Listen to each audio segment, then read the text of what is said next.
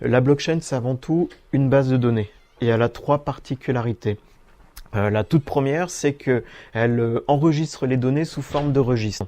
Et contrairement à d'autres bases de données où on enregistre des données de manière relationnelle, là on ne fait que d'enregistrer de manière temporelle. Le deuxième point, la deuxième particularité, c'est que c'est une base de données qui n'a pas toutes les opérations classiques d'un moteur de base de données où on peut enregistrer, modifier, supprimer, rechercher. Là, ici, nous n'avons que deux opérations. C'est l'enregistrement des données et la lecture des données.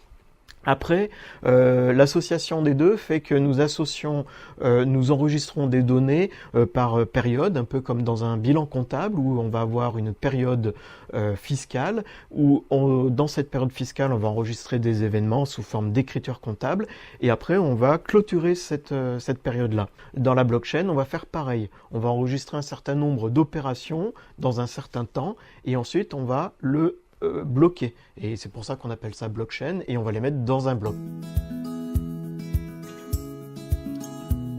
Oui, la blockchain est sécurisée et elle est sécurisée grâce à ce mécanisme justement de peer-to-peer où nous avons plusieurs nœuds qui permettent d'enregistrer des données et donc la suppression des données ne peut pas se faire.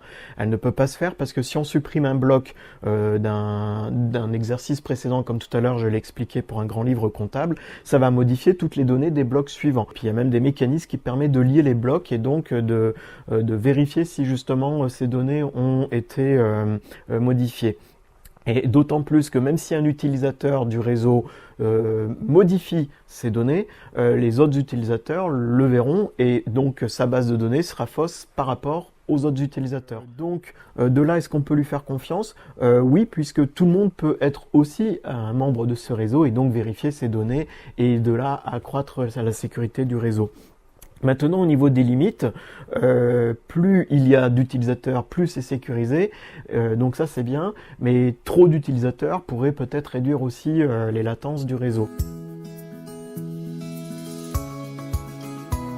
Je dirais que ça a transformé plutôt les métiers sur les métiers où ça va impacter, comme je l'ai dit tout à l'heure, le métier de la comptabilité ou de l'audit, puisque des opérations qui se font manuellement pour contrôler des données, et en plus des données souvent papier ou numérique, là pour le coup, on aura un contrôle permanent, automatique et en temps réel de ces données. Donc ça transformera ces métiers. Et je dirais plutôt qu'on ne va pas créer de nouveaux métiers, on aura toujours un peu d'informatique, toujours un peu de gestion de réseau, enfin, il y a toujours ces prérequis, mais derrière, on va plutôt modifier des métiers. On n'aurait pas forcément de nouveaux intermédiaires, mais on aura une nouvelle possibilité de réaliser des transactions. Avec la blockchain, on arrive avec un nouveau paradigme où on va pouvoir décentraliser cette base de données, ou en tout cas cette manière de traiter l'information, et c'est ce qui va permettre de sécuriser ces fameuses données numériques.